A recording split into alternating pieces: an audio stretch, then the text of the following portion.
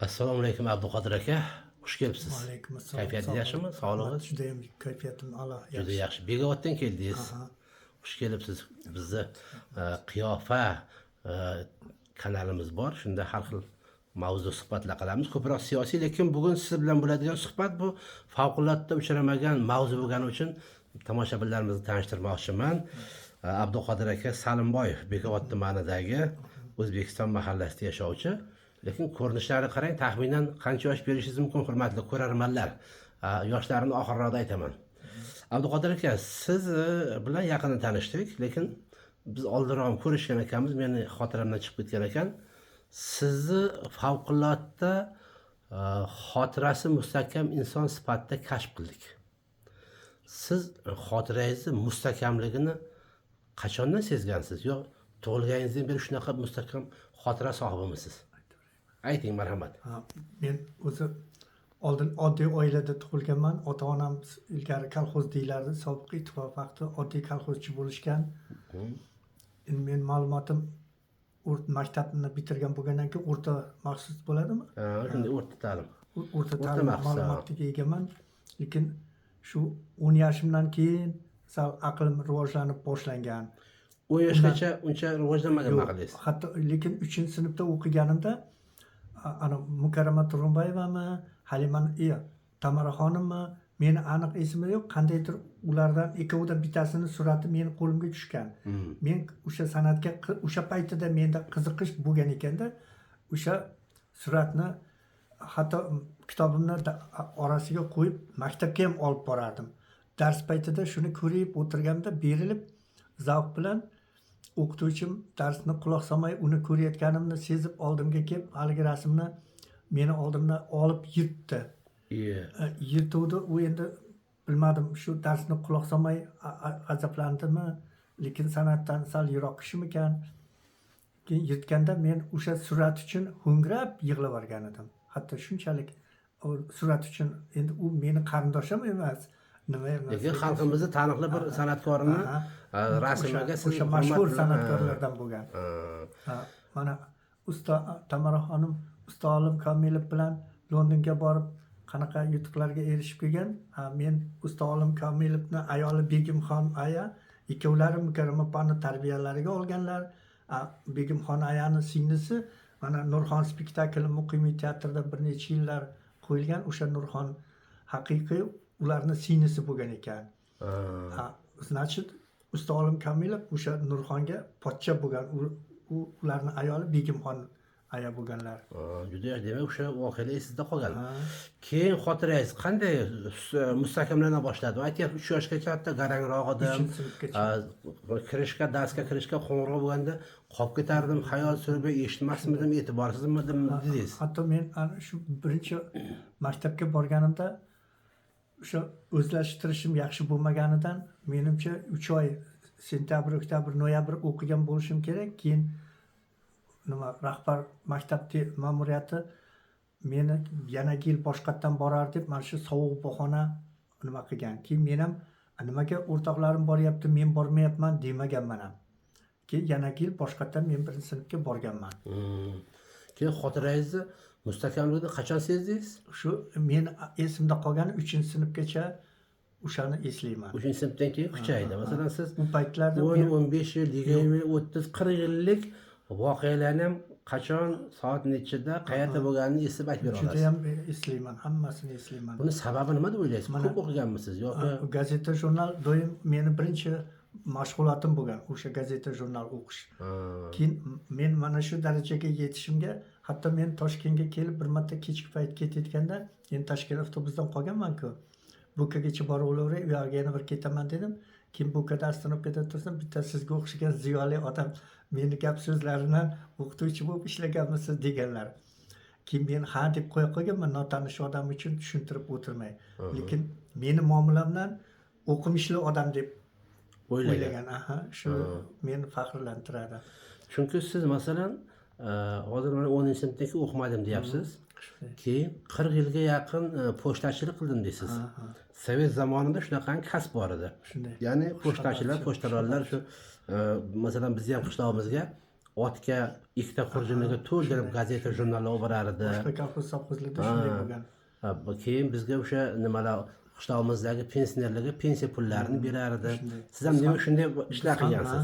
Siz Bekobod tumanidagi nechta qishloqlarga shunaqangi xizmat ko'rsatgansiz? Bizni kolxozimiz eskidan katta, u sobiq ittifoq vaqtida u nima mujik deyilardi. U boylarni, rus boylari dairaga yaqin bo'lgani uchun o'sha ruscha oti Stretinka ham deyiladi. Shu Stretinka degani u rayonda o'rtasi ekan, o'rtaliq degan ma'noni anglatadi. U yerda ruslar ko'p bo'lgan. Men keyin armiyadan kelib 67-yil armiyaga bordim. 69 dekabr boshida dembil bo'lib kelib, bir oydan keyin 70-yil kirganda keyin pochtachilikka kirdim. Armiyada uncha-muncha ruschani o'rganganman. Keyin pochtachiligimda buxgalteriya boshliqlar ko'proq rus bo'lgani uchun, keyin qishlog'imizda ham ruslar ko'proq bo'lgani uchun, rosa ham rus tilini juda ham mukammal darajada, hatto ba'zilar menga "Смотри, как певцы оценка говорит" deb tan berishardi. Demak, xatosiz to'g'ri gapirgansiz rus tilini. Keyin kinoga chiqqanimda, kinodagi kontrolyor ayol "Kadir o'yti как korrespondent" derdi meni o'sha kiyinishimga qarab. Hatto u ko'zoynakni ham hali tovus rang beradigan, uni hatto ruschasiga zirkalniy ochki deyilardi. Men ana shunaqalarni toqib, keyin galstuklar toqib, kiyinib did bilan keyin borardim. O'shaning uchun ular meni ko'rganda "Oy, Kadir как korrespondent" deb baho berishardi. Demak, siz rus ayollar o'sha pochtachilik qilib yurganda uni ko'rinishimga qarab akkuratniy pochtachi deb juda ham havas qilardi. Keyin o'sha paytda masalan aytyapsiz o'zingiz, demak, o'qimagan bo'lsangiz ham sizni dunyoqarashingiz, suhbatlashgan odam bilan sizni bilmingizni, dunyoqarashingizni ko'rgandan keyin qanaqadir ziyoli sifat, oliy ma'lumotli inson sifatida qabul qilganda. O'qimadingizmi? Oliy ma'lumot olish uchun qiziqmadingizmi? Men rosa ham qiziqqanman. Bizda sharoit bo'lmagan, otamiz qari, ular 1892-yil tug'ilgan, keyin 73-yil endi 81 yoshga kirib vafot etdi. Ungacha oddiy kolxozchi bo'lgan. Onamiz 60 yoshdan keyin vafot etdilar. Ular faqat oddiy kolxozchi bo'lgan, lekin mana onamiz o'lganda boquvchisini yo'qotgan deb hozirgi zamonda nima qilyapti? Bizni onamiz hatto nafaqa ham olmagan. Masalan 50 yoshda ayollar staji kam bo'lsa 55 yoshda nafaqaga chiqish kerak-ku. Bizda otamiz bo'lsa o'sha paytida eng kam pensiya balkim 12 so'mdir, ishlamaganlarda staji 8,5 so'm. Men uni aniq bilaman. Staji kam, qarilik pensiya 12 so'm bo'lgan.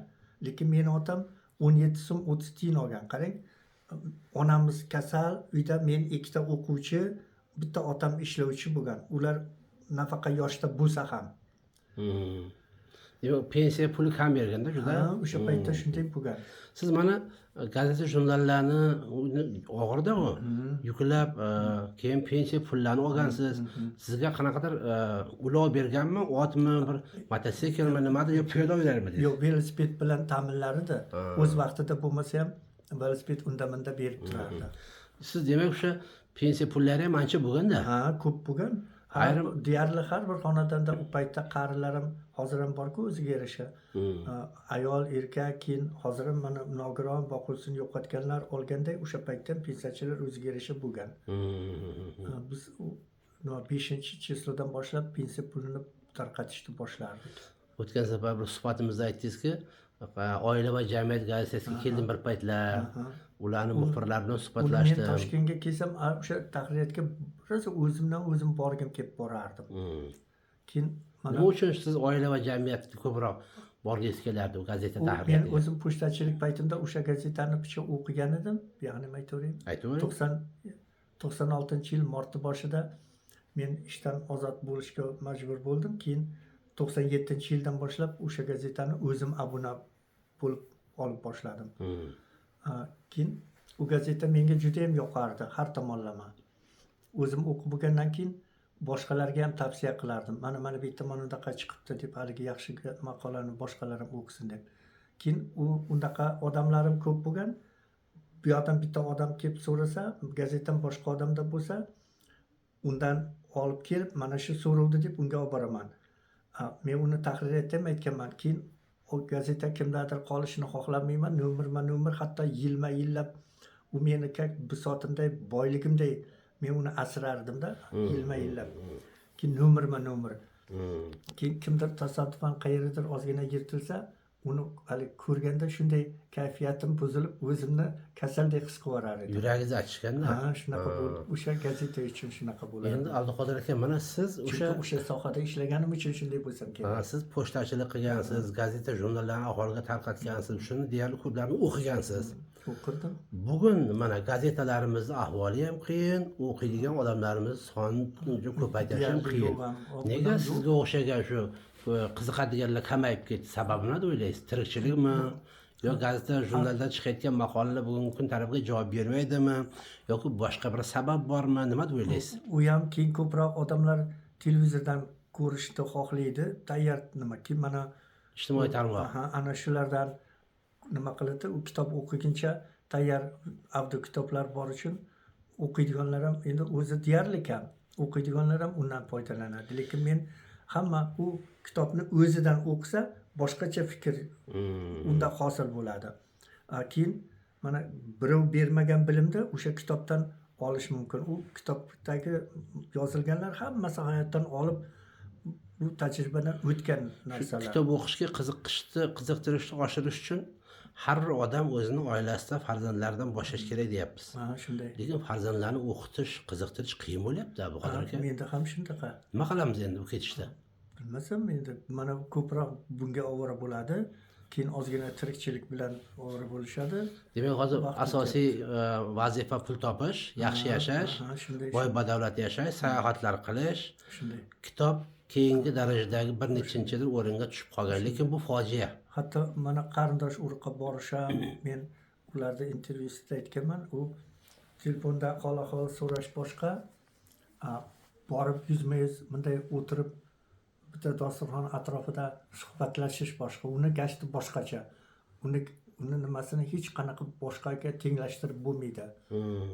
Masalan, yaqin qarindoshingizmi, uzoq tanishingizmi, hurmat qilgan odamingiz bilan bunday yuzma-yuz bo'lib o'tirib gaplashish boshqacha. U telefonda hol so'rashdan ko'ra. Mana hozir sizdan oldinroq biz O'zbekiston xalq artisti, xalqimizning sevimli aktrisasi o'sha kumush roli bilan, boshqa rollari bilan tomoshabinlarimiz yuragiga kirgan Gulchehra Jamilova bilan suhbatlashganimizda u kishi bitta videorolik ko'rganlarini aytdilar va videorolikdagi o'sha bir yoshli chaqaloqda, endi chaqaloq sen bilan shu chaqaloqqa onasini bergan tarbiyasi tufayli va butun haligi jonzotlar, meva sabzavot mahsulotlari rasmi orqali uni qalbini zabt etgani uchun shu bir yoshli qizaloq bugun mana bu ijtimoiy tarmoq, televizor, boshqa narsalardan voz kechgan ekan.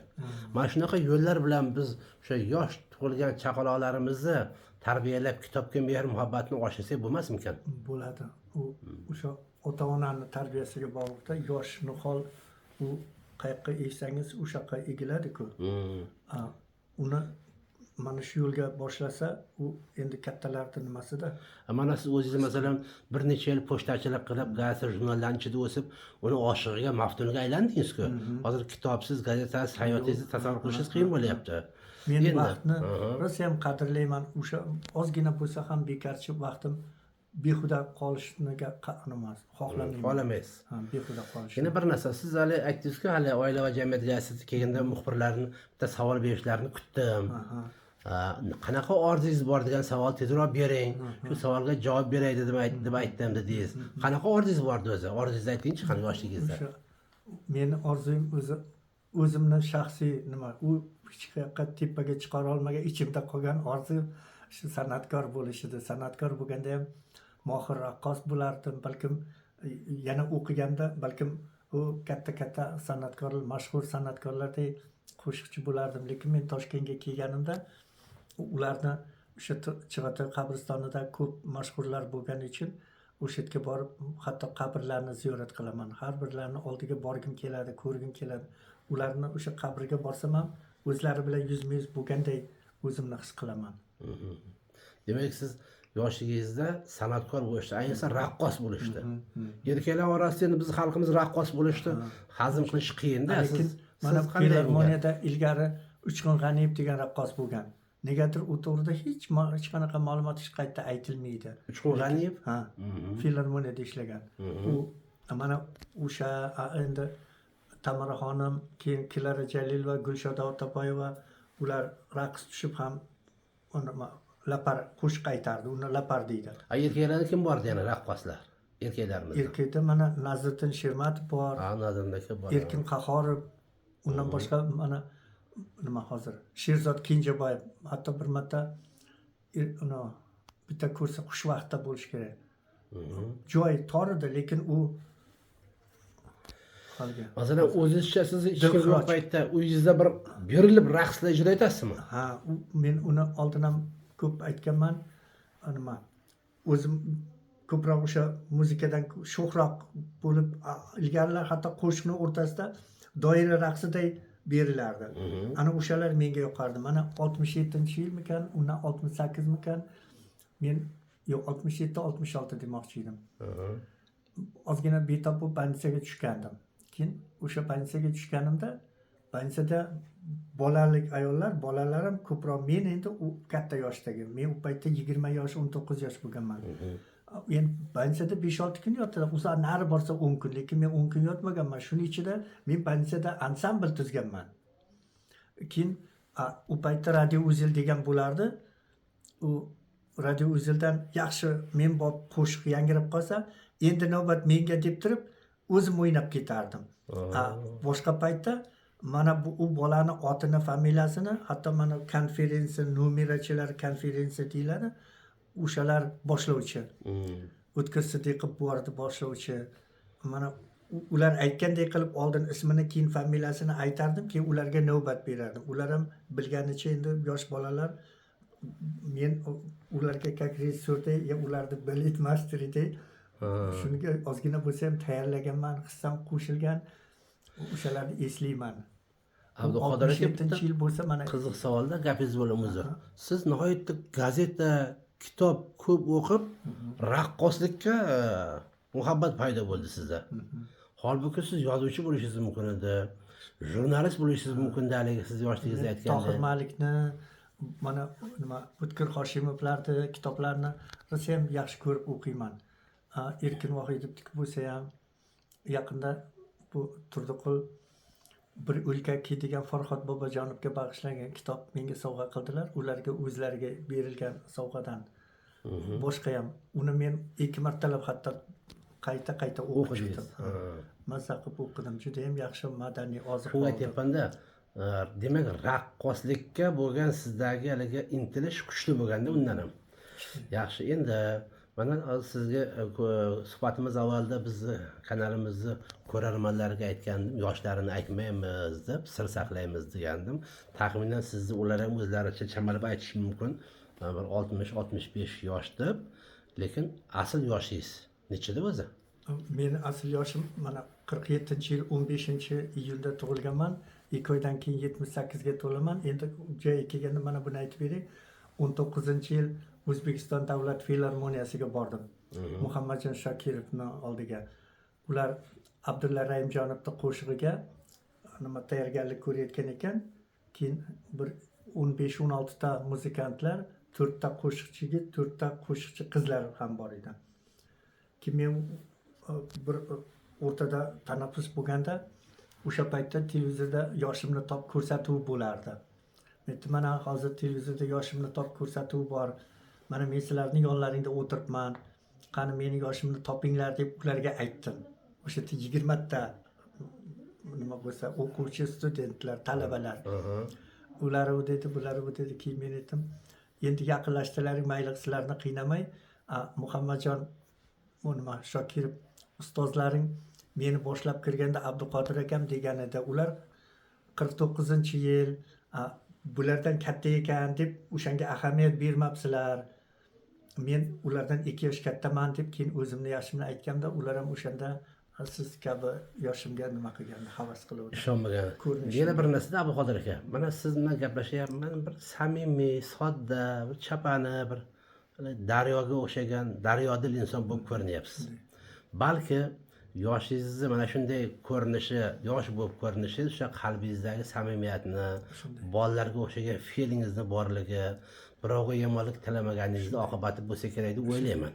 Bu o'zim fikrim. Keyin hammadan u kayfiyatga ham bog'liq. Ha, yaxshi Mana shu kayfiyat emas. Yaxshi kunlarimni ko'proq eslayman. O'zimni o'zim xursand qilib, keyin shu darajaga yetganman. Rahmat Abduqodir aka.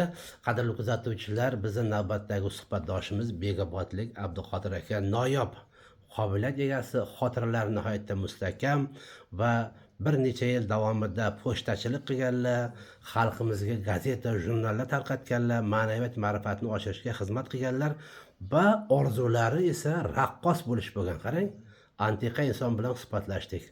Salomat bo'ling, katta rahmat sizga.